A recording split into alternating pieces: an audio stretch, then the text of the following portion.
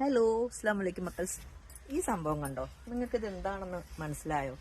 കുറേ നാളുകൊണ്ട് ഞാൻ നിങ്ങളോട് ഇത് പറയണമെന്ന് കരുതുന്ന കാര്യമാണ്. ഇത് നമ്മുടെ വീടിന്റെ മുറ്റത്ത് ഒരു പ്ലാവ് ഉണ്ടായിരുന്നു.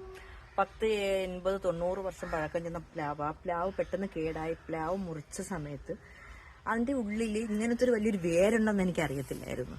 സംഭവം അതാ.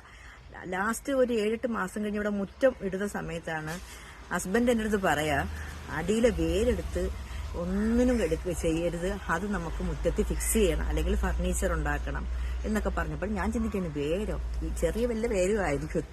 JCB കൊണ്ടത് മുറ്റം ഇടുന്നവർ കുഴിച്ചപ്പോഴാണ് കാണുന്നത് ഇത്രയും വലിയൊരു സംഭവം ഭൂമിയുടെ അടിയിലുണ്ടായിരുന്നു എന്നുള്ളതാണ് മനസ്സിലായോ. അപ്പൊ കുറച്ച് അതിനെ ഫിനിഷ് ചെയ്ത്, ഭയങ്കര പക്ക പെർഫെക്റ്റ് ആയിട്ടൊന്നും ചെയ്തിട്ടില്ല, കുറച്ച് ഫിനിഷ് ചെയ്ത് ഈ ഒരു ഭാഗമൊക്കെ കുറച്ച് ഫിനിഷ് ചെയ്തിട്ട് കട്ട് ചെയ്ത് ഫിനിഷ് ചെയ്ത് വെച്ചിരിക്കുകയാണ്. ഫിനിഷ് ചെയ്തിട്ടാണ് അതിൽ ഞാൻ ഈ അത്യാവശ്യം ബോഗൺവില്ലയും ഓർക്കിഡും ഒക്കെ സെറ്റ് ചെയ്ത് വെച്ചിരിക്കുന്നത്.